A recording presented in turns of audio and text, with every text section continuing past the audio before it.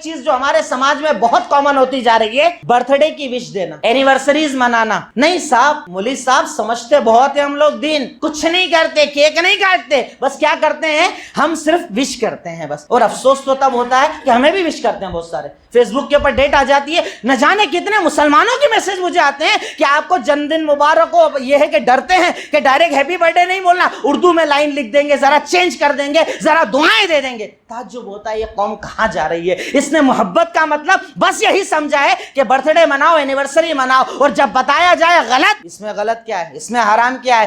حرام یہ ہے کہ اس کو کرنے والے کون، اس کو جاری کرنے والے کون. وہ کہ جب فلسطین پر حملہ ہوا تمہارا خون کھول جاتا ہے، تمہیں بڑا برا لگتا ہے، بائیکاٹ کے نام پر نہ جانے کتنے پروڈکٹ چلاتے ہو. کبھی اس میں لکھتے ہو کہ بائیکاٹ کا مطلب ہم برتھ ڈے نہیں منائیں گے، یہودی مناتے ہیں. کبھی سنا کسی کو بولتے ہوئے بہت فلسطین سے محبت ہے، بڑا یہودیوں سے نفرت ہے؟ کبھی سنا کہ یہودی جو کریں گے میں وہ نہیں کروں گا؟ جبکہ میرے نبی نے تو صاف صاف ارشاد فرمایا، من تشبہ بقوم فہو منہم، جو کسی قوم کی مشابہت اختیار کرے گا انہی میں سے رہے گا. صحابہ نے پوچھا کون سی قوم؟ یہود نصارہ. کہا ان کے علاوہ پھر بچتا کون ہے؟ وہی تو ہے، ان کی مشابہت اختیار مت کرنا. یہ یہودی ہے، یہ نصارہ ہیں. انہوں نے کہا عزیر کا برتھ ڈے منائیں گے، انہوں نے کہا عیسیٰ کا برتھ ڈے منائیں گے. یہ برتھ ڈے کی آغاز کرنے والے، اینیورسریز منانے والے، یہی وہ قوم ہے جس سے تمہیں بڑی نفرت ہے. انہوں نے بڑا ظلم ڈھایا ہے. پورے رمضان تم نے رو رو کر ان پر بددعائیں کی ہے، پر عمل ان کا کرتے ہو، لباس ان کا پہنتے ہو. تمہاری بیگم لباس ان کا پہنتی ہے، بے پردہ ان جیسی رہتی ہے، آئی بروز ان جیسی مناتی ہے. پر ہم پروڈکٹ کا بائیکاٹ کریں گے. اپنے گھر کے پروڈکٹ کا کیا کرو گے جس سے تم نے بگاڑ رکھا ہے؟ اپنے گھروں کے اندر یہودی عورتیں رکھی ہے، ان کا کیا کرو گے؟